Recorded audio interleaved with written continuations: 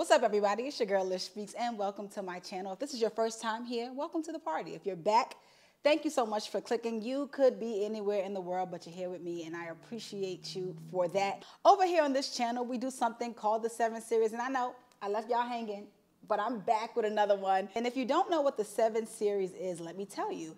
The 7 Series is a series where I share 7 things that I think are very valuable with you. Now, sometimes it's going to be 7 things I love. Sometimes it'll be 7 things I hate.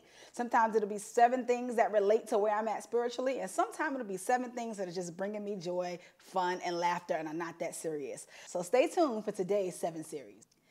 So in light of all that I've been doing lately in the podcast and media world, I thought it would be great to do a 7 Series episode on 7 things no one told me about being in media. Now, this is really just going to be the truth about podcasting and media.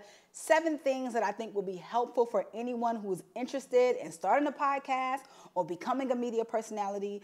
Some of these are things that people did tell me, and I just didn't know how serious it was. And some of these are just lessons that I think are tried and true and have helped me over the past year. One of the reasons I wanted to do this video is because I've been in the media world for about 1.5 years, and I've had some incredible experiences. Like, I'm a rookie, but I be having some veteran experiences. And so I felt like there might be other people out there who really love the media space, who maybe want to pivot. Many of you know I was a musician, a music artist before this, and I made a pivot about 1.5 years ago into the media space because it was something that I always wanted to do. I was a little afraid, which we'll talk about that later, but it was something that I always wanted to do. And so I thought to myself, there may be people out there like me who have a desire to be in the media space, who are just curious about the human experience, want to interview people, might want to start a podcast or even do red carpet interviews. So I just wanted to make a video to let you know you should absolutely start.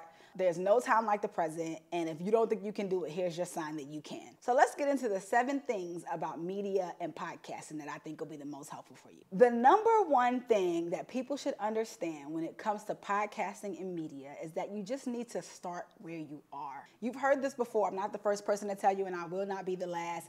You do not need the perfect setup, the perfect everything to be in place before you start. You have to just start where you are. Now, cameras and microphones are more accessible than they have ever been.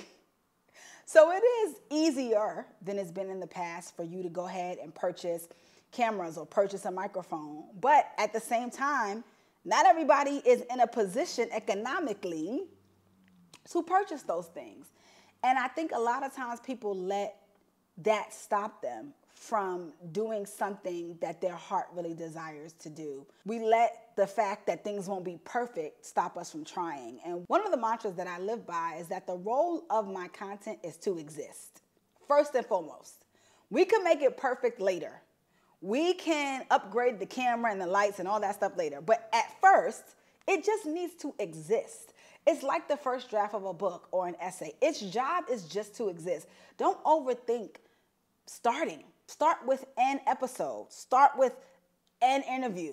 Start with street interviews. You can even just go outside at your local coffee shop, have one question, and decide, okay, today I'm going to ask 5 different people. I'm sitting in this coffee shop for 2 hours, and I'm going to ask 5 different people. And I'm going to wait for the most unassuming people, the people who look the nicest, the people who look at me first, the people who say hello. And I'm going to say, hey, can I ask you one question, and do you mind if I film it? And ask the person, have one question that you ask all 5 people. You'd be surprised at how you can create content from just your interactions with everyday people and how cool it could be. People have made whole huge platforms of asking everyday people how they met, if they're a couple, if they're best friends, about their outfits. We see it. We follow these pages on social media. And so these are great ways to get started if you want to just flex the muscle. Start where you are. Podcasting is very fun. The people in my life know I try to convince everybody to start a podcast because I really do feel like even if it doesn't take off, it is something that chronicles your thoughts and feelings and the thoughts and feelings of others if you have guests in a space and time. And I think about so many of my guests and so many of the solo topics that I've done and how for years to come, our families are going to be able to look at this content and see what we were thinking about whatever subject at this particular time. It's just special. It's a special thing to do. So if you are at all interested in podcasting, don't wait. And we'll talk more about that later. Start where you are with what you have. Okay, the second truth about podcasting and media is that it is not oversaturated. It is not oversaturated. And this is one that I want to park on for a little bit. Because if I hear another person say, everybody and their mama got a podcast, ban microphones, everybody want to be a podcaster now. There are so many people in the world. And there's a very small percentage of those people who have a podcast, who have a consistent podcast, and who have a podcast that people are engaged in. And so if you want to do this, who's to say that your podcast won't break through and be a part of the elite number of podcasters who do gain traction, who do gain a following? Who's to say that even if your podcast doesn't reach the millions and billions, that it won't help the people who God has designed it to reach? So I want you to really do away with this idea that the market is oversaturated. I'm going to give you some stats in a second, but the truth of the matter is every market is quote unquote oversaturated. All you have to do to prove this is go to the grocery store. You go down the bread aisle, there's a whole aisle full of different types of bread, and none of them are going out of business. Whole aisle of different brands of water. Yes, water, the thing that comes out of your faucet for free in most places. Yeah, whole aisles full of different brands of that. Nobody's going out of business. If you live in New York City, you ride down the street, there's a corner store every corner, sometimes every other corner. Chinese restaurant, every corner, every other corner. If you none of them are, everybody's doing all right, right? And so what that tells me is that even if a market is physically oversaturated, a store on every corner is actually oversaturated. The fact that the stores have done well lets you know that there's enough people for the market. And so, you know, I believe it's really a lie of the enemy. If you're faith-based, you understand where I'm coming from, to make you believe that what you want to do is oversaturated so that you won't do it. You know, podcasters, and this is cool, this is something that you can do for anything you're thinking that you feel is oversaturated or you have doubts about. One of the things that I did for my research for this, and y'all know how I do my research, I have my notes, is I went to ChatGPT and I asked ChatGPT to build a case to show someone that podcasting is not oversaturated. And I'm not going to share everything that ChatGPT said to me. And some of the stuff I already knew because I had done this research before I started. Clock that T. But you should definitely do this. Any field you want to go in, if you want to start a clothing line, if you want to go into ChatGPT and say, hey girl, build a case for me to convince me that the market that I want to enter is not oversaturated. I'm telling you, she will. But one of the things that I thought was really, really cool, and I saw this before I started my podcast, was this. Globally, there are 4 to 6 million podcasts total, depending on the classification. That definitely sounds like oversaturation, right? Check this out. Only 15 to 20% of these podcasts are active, meaning that they have released an episode in the last 90 days.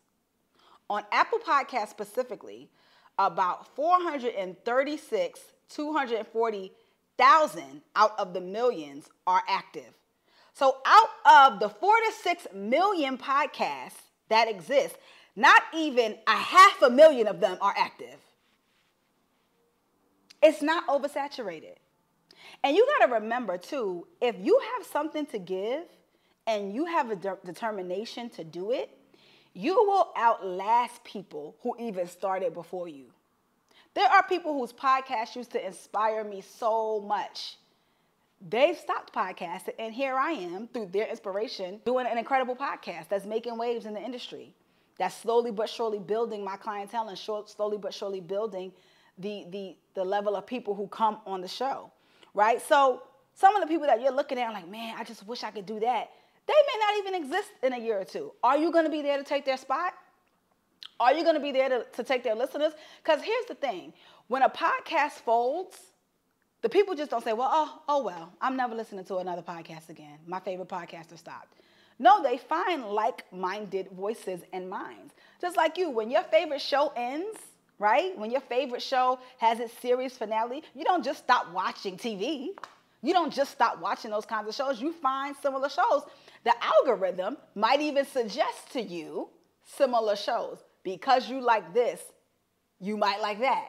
It's the same in podcasting. So it is not oversaturated. Again, go ahead and put this argument in ChatGPT, if you use ChatGPT, it will help convince you that you should start podcasting. Another thing that you need to remember in terms of this genre not being oversaturated is that the listener growth is trending upward.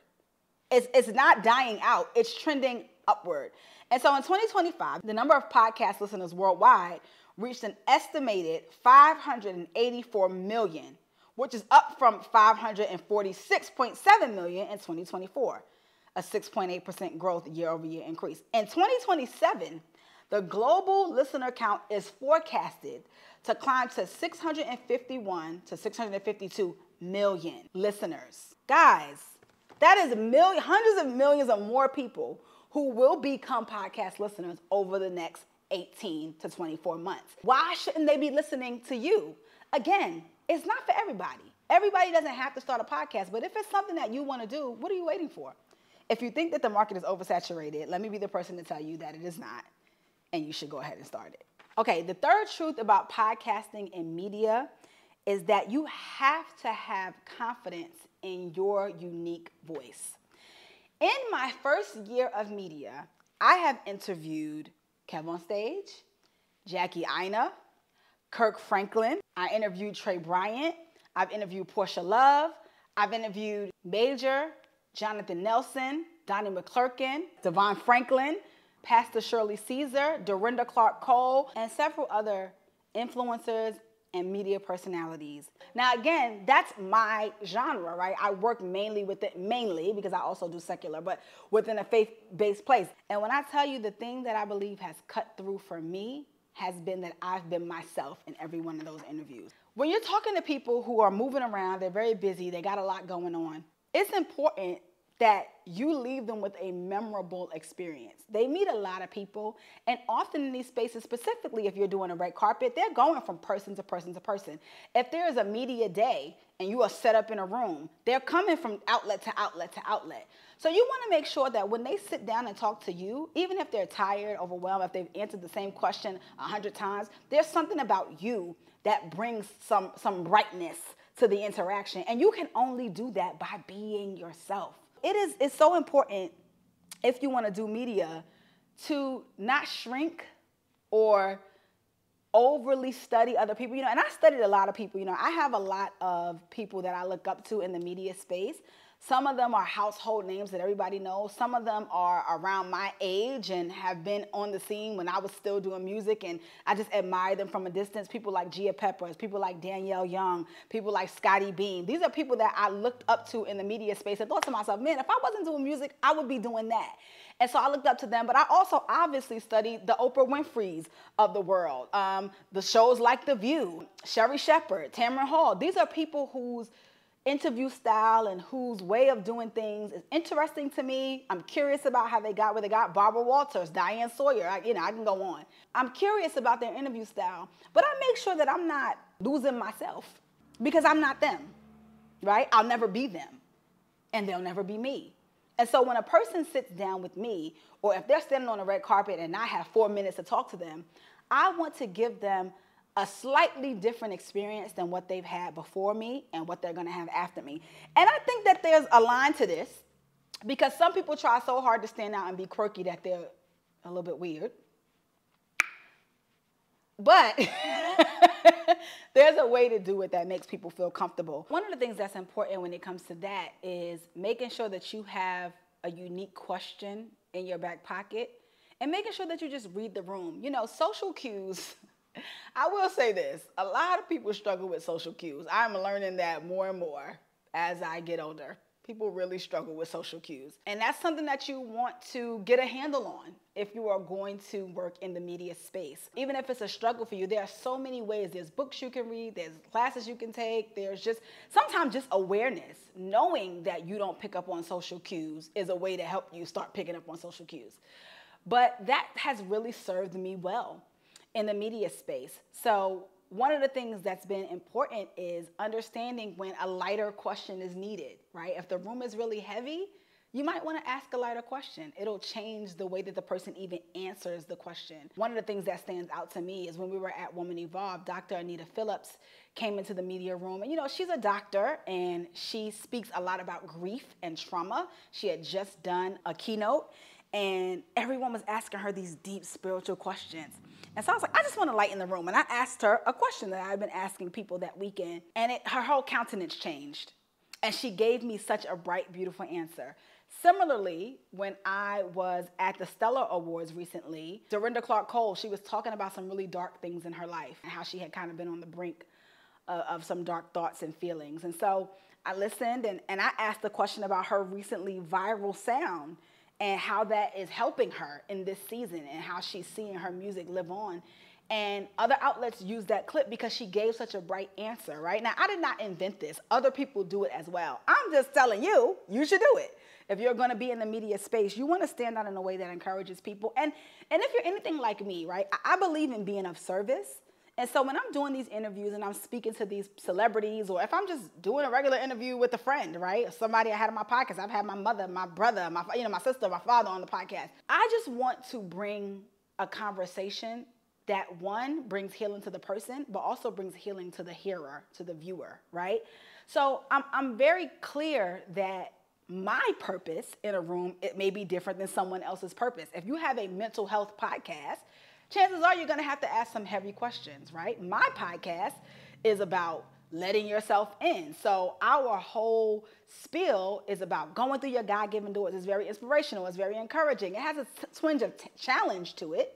But the truth of the matter is, it is a bright podcast, right? So my social cues have to make sure that my content within a podcast space, or if I'm going to use clips from an award show or from a red carpet, that it's on brand with what I do, which is to encourage and inspire. So if I was trying to be like all the people I've studied and all the people I currently watch, or even ear hustling about the question that the person asked before me on the red carpet, or going back when I have guests on my podcast, I go back and I watch other podcasts and interviews they've done, right? Just for information or research sake. If I was copying exactly what those other podcasters and media personalities did, I would lose my specific and special edge.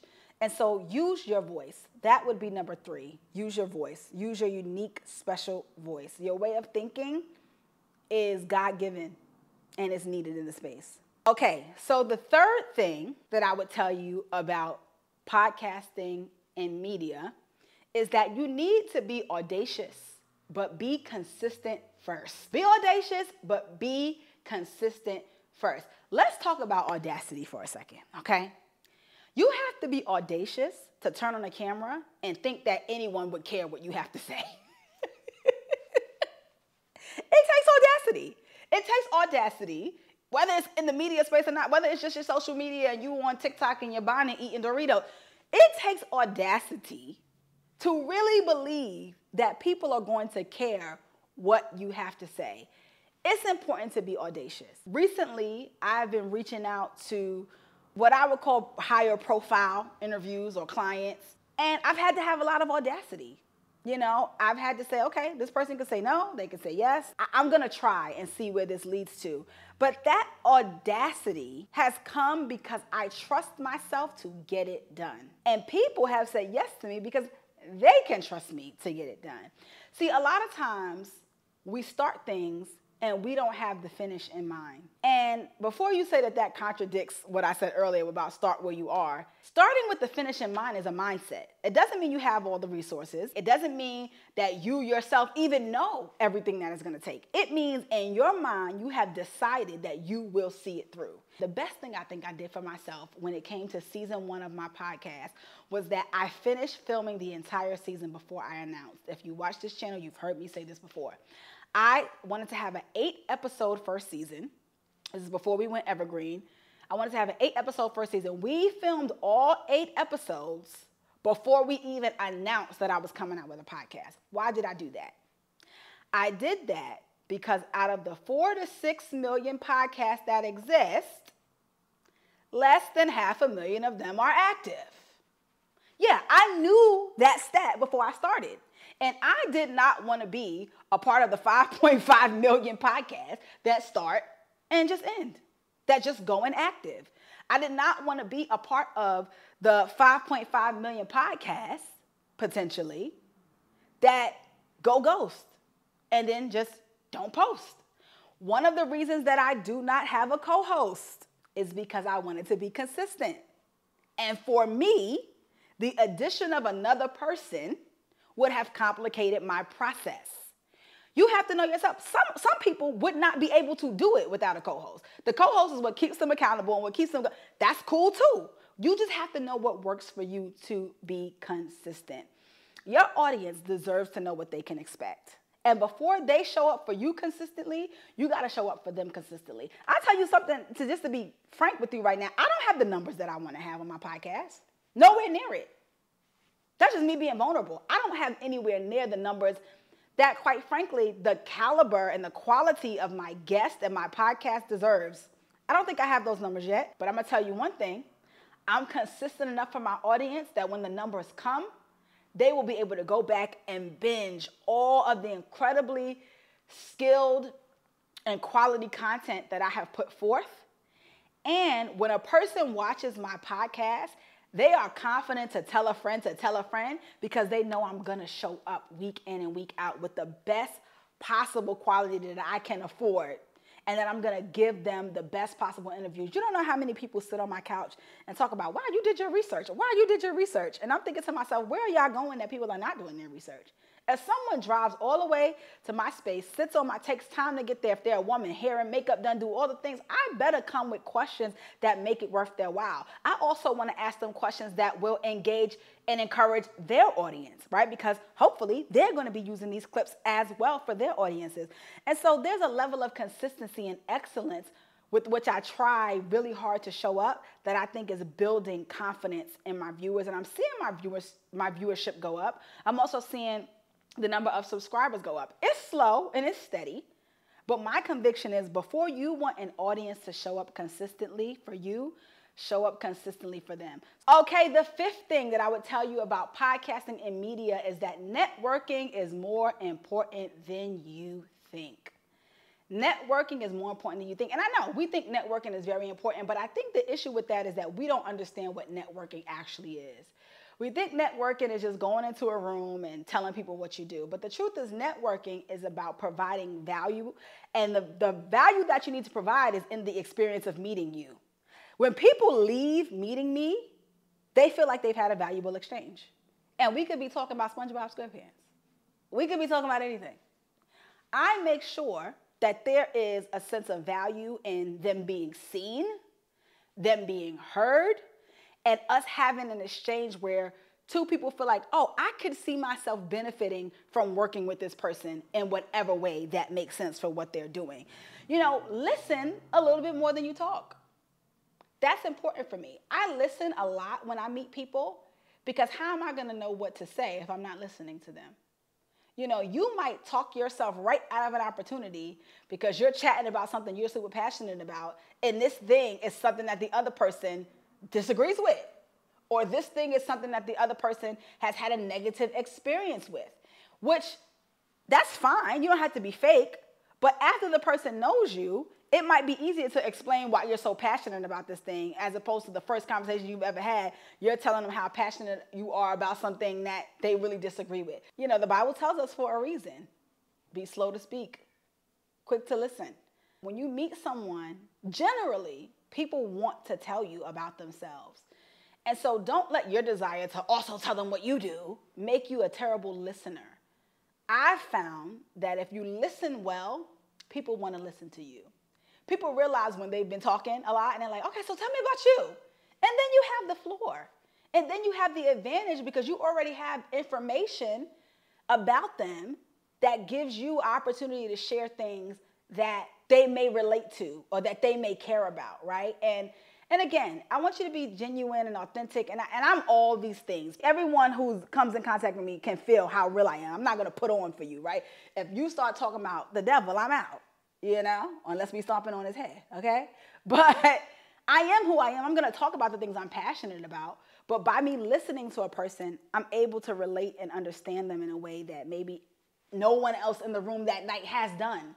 because everybody was so busy talking about what they are and who they are and who they know. Also, stop name dropping. That's a whole nother thing. But networking is very important. Be kind, be genuine. I had an interview today with a very prominent attorney, speaker in Atlanta, great woman who has helped hundreds of women scale their businesses.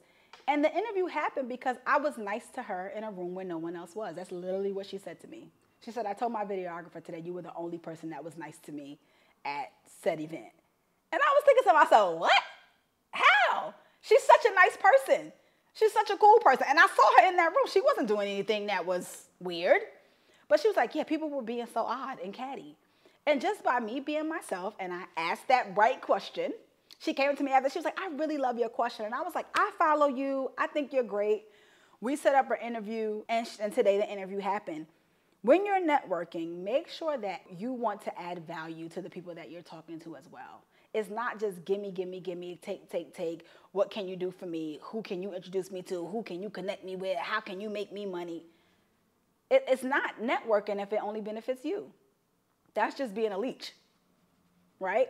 And so you want to make sure that when you're in these spaces, you're adding value. You know, truly, networking can really help you and benefit you. But network with the right heart, network with the right posture, and I think it'll go well for you. So number 5 would be networking. Okay, so before we go to number 6, I want to let you know if you've been here this long, you obviously like what you see. So go ahead and subscribe to the channel. We have our 7 series here. Our podcast also lives here. And there's some sprinkled in lifestyle content throughout. So you don't want to miss anything that I have going on the channel. Go ahead and subscribe and hit the notification bell so that you don't miss any of my coming uploads. Okay, so number 6 is one of the most important things you need to realize and accept if you're going to do podcasting and media. And that is that preparation is power. When I started the podcast and when I did my first high-level red carpet, I understood that there was a level of preparation that I had not been doing in other areas of my life that this area was going to require. First, I want to talk about the red carpet because I've done a lot of talking about podcasts. So let me talk to you. If you want to do red carpet media, there are things that you have to be ready to do. First of all, you need to submit applications. When events come, the red carpets obviously want outlets on the carpet. You want somebody to be able to interview the people that you've invited. So they want outlets there. You want to make sure that your outlet aligns with the event that you're applying for, right? So if you are a gangsta hip hop outlet, you probably wouldn't get accepted for the Stella Awards, right? Because your media outlet is not reaching their intended audience. You want to make sure that you're looking for events that work with what you do. My brand is faith-based and inspirational. So even if it wasn't a faith-based event, let's say Dove was doing a woman empowerment event and there was going to be a panel and there was going to be a red carpet. Or Essence is doing women in Hollywood, right? And there was going to be a red carpet. These are events that would make sense because my brand reaches women, it reaches Black women specifically, and it reaches people who are looking for inspiration, maybe to be entrepreneurs, maybe to be artists, right? That makes sense for that platform. So you want to make sure that you reach out to events and to agencies that are doing things that make sense for your brand. And then outside of that, you want to make sure that you do your research, right? When you are doing red carpet specifically, you don't always know exactly who's going to show up, but you kind of have an idea of who's going to be there. First of all, when it comes to award shows, a lot of the artists who are performing and nominated are listed all over the website. So you can assume if someone's been nominated for several awards, they're going to walk the red carpet. You can assume if someone has something coming out, a book, a movie, a song, an album, they're going to probably walk the red carpet. You can assume that if someone is performing at said event or being honored at said event or hosting said event, they will probably walk the carpet. You want to do a little bit of research of what they have going on. It helps you to be able to ask unique questions. You want to do a little bit of research about their time in the industry. I think one of the coolest things I was able to ask Kirk Franklin when we were on the BMI Trailblazer red carpet was about the fact that he and John P. Key, who was being honored that night, started their careers, at least outwardly, about a year apart. And I said the years, 1992 and 1993. I saw him peak up. See, there are little, again, social cues There are things that you can see in a human being's posture, in their eyes, and how they move, or how they start listening a little closer when you say a certain thing. These are things that I researched because, I was almost sure that Kirk Franklin would probably be. I know his relationship with John P. Key, and he also attends most of the BMI Trailblazer shows. So I had a feeling he'd probably be there. So the last and most important thing when it comes to preparation being power is having systems. This is something that's newly developed for me. I ain't speaking from a place of expertise here.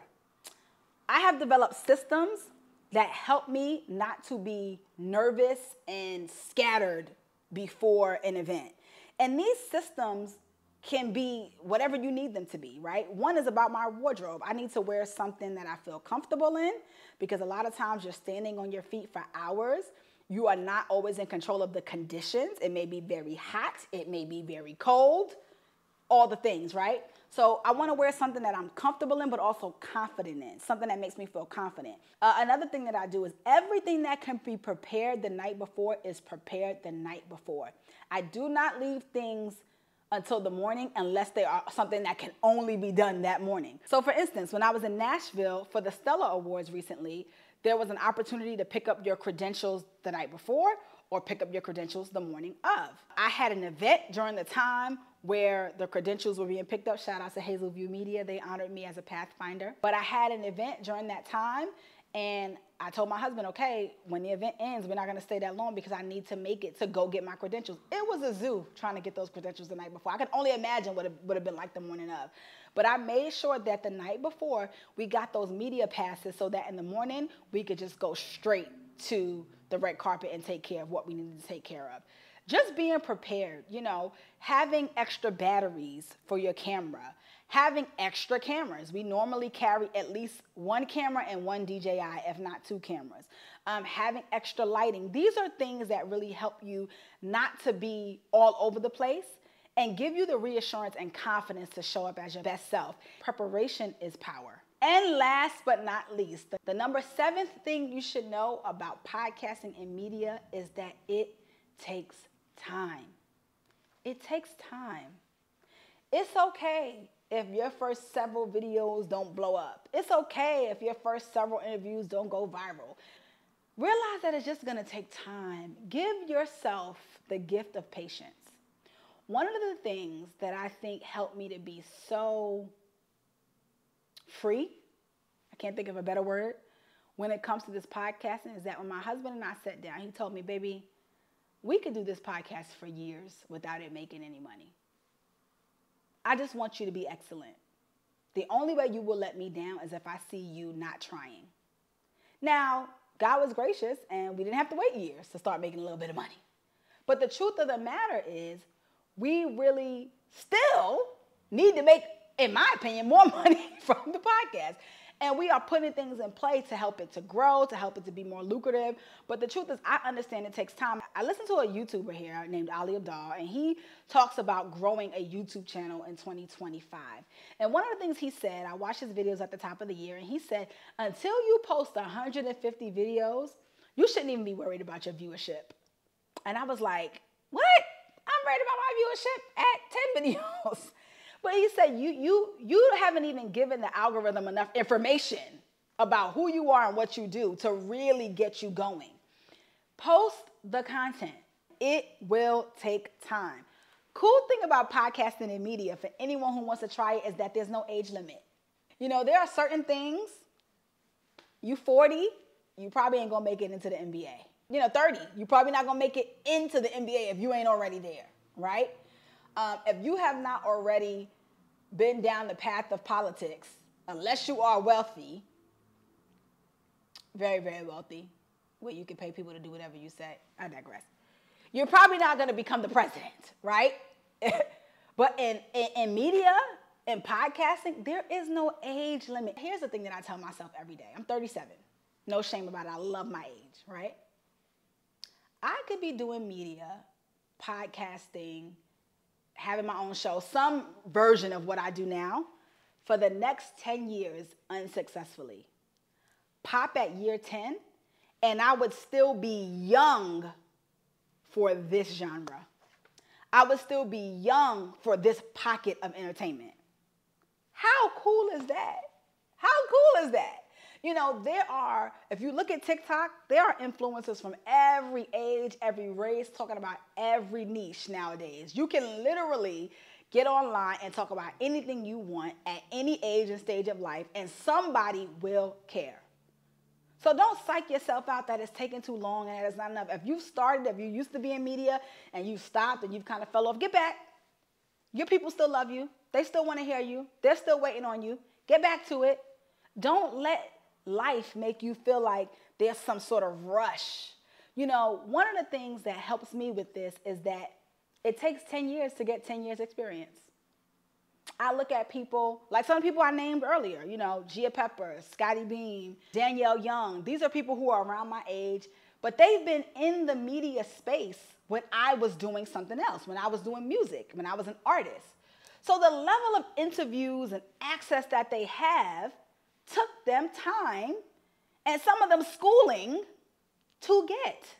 I cannot compare myself to that right now, although God do be giving me some pretty cool opportunities, right? And so give yourself the gift of patience. Be gracious with yourself. Take your time. Show up.